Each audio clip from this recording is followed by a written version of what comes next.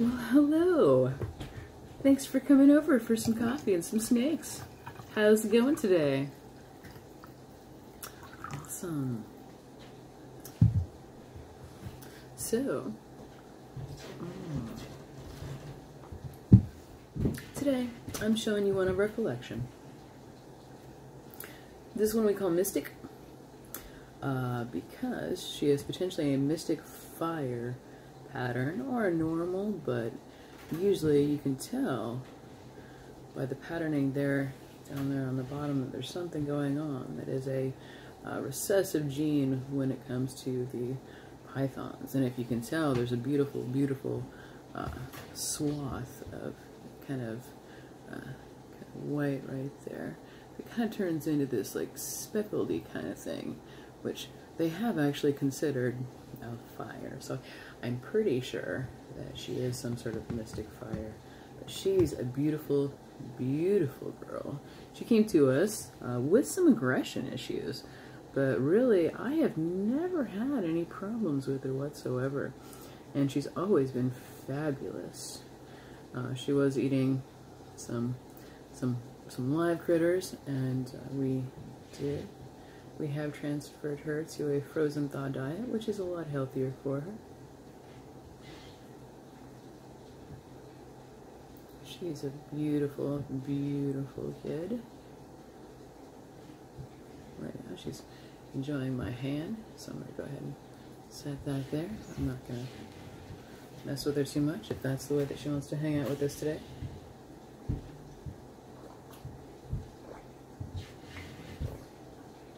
This serves two things. Number one, it strengthens my arms. And number two, it gives her a nice, comfortable place to rest.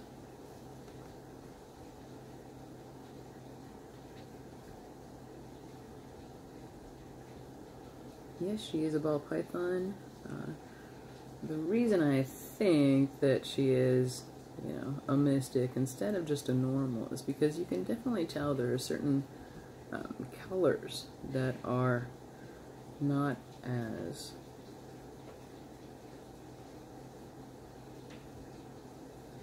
definitely got some lessening of the patterning and stuff like that. And I love her little eyes. This is one of my favorites. I love the little Martian heads. I mean, well, I don't know if they're Martian so much as, like, you know, Alpha Centauri or whatever, but she's just a total sweetheart. And like I said, she came to us with some aggression issues, and she's never had any. So, and I guess there's, I don't know, it's probably why they keep showing up in my life is, you know, I don't have any problem with them. Also, humans are like gigantic trees, right? We're like gigantic trees that generate heat. And so, why wouldn't I?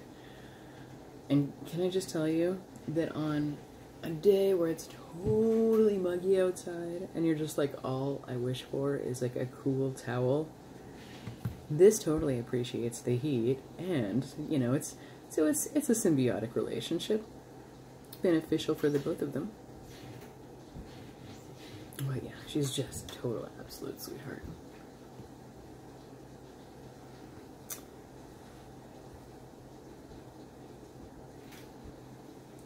I could probably pull her out of the fold pretty easy. I don't usually work the snakes too hard, you know. I mean, because if they want to work, they will. I mean, and it's not really a working thing so much as it's a, yeah. Also these beautiful, like,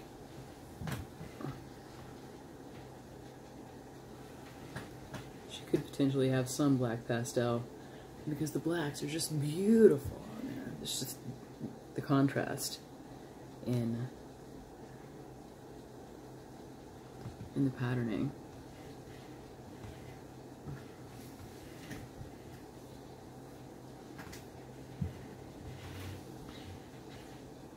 Yeah, I do hold them like babies. Because they are.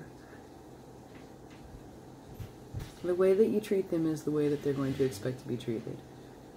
And I usually, because I want people to appreciate them, I want to make sure that I'm as gentle with them as possible. So that way, when we do come into a situation where, you know, it's expected that, you know, they're going to be okay, they're going to be okay. Anyway, so, thanks much. This is my girl. She's so great.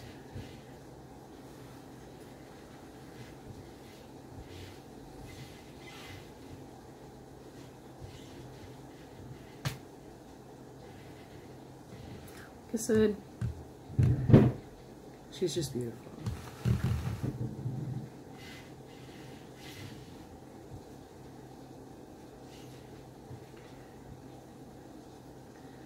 I like integrating the video into just doing the handling and making sure that they're okay, because you do have to handle your snakes and make sure that everything is okay, because they can get a pinch and they can get an infection and they can get all sorts of stuff.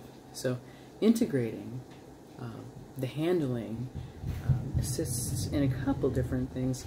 Number one,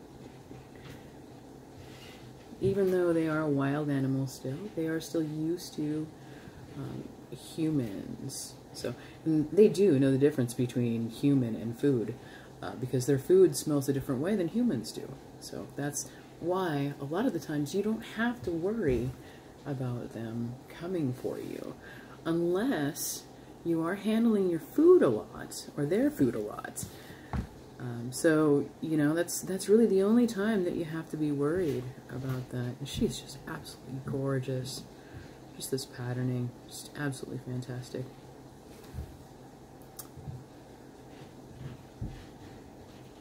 But really, and you know, as far as feeding goes and what it is that you want to do as far as feeding every individual is going to be a little bit different, and I just want to make sure they eat.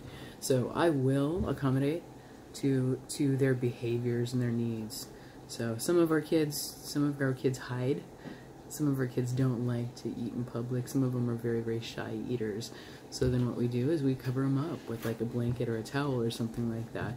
And we make sure that they do eat, because there are definitely times and situations where things go bad for bad reasons and sadness and all sorts of stuff. You know, so I can tell you that, you know, doing this for a couple of years, you do see, you know, sometimes sadness and grief and hardships, and it sucks. But, you know, taking care of these and, you know, just being a good spot where they can live and thrive and eat, you know, it's good. And why not, right? What else am I doing with my heat except complaining about the weather? Anyway, so that's it. Thanks for joining us on this extremely long talk. But, yeah. One of my good babies. One of the kids. Thanks for joining us.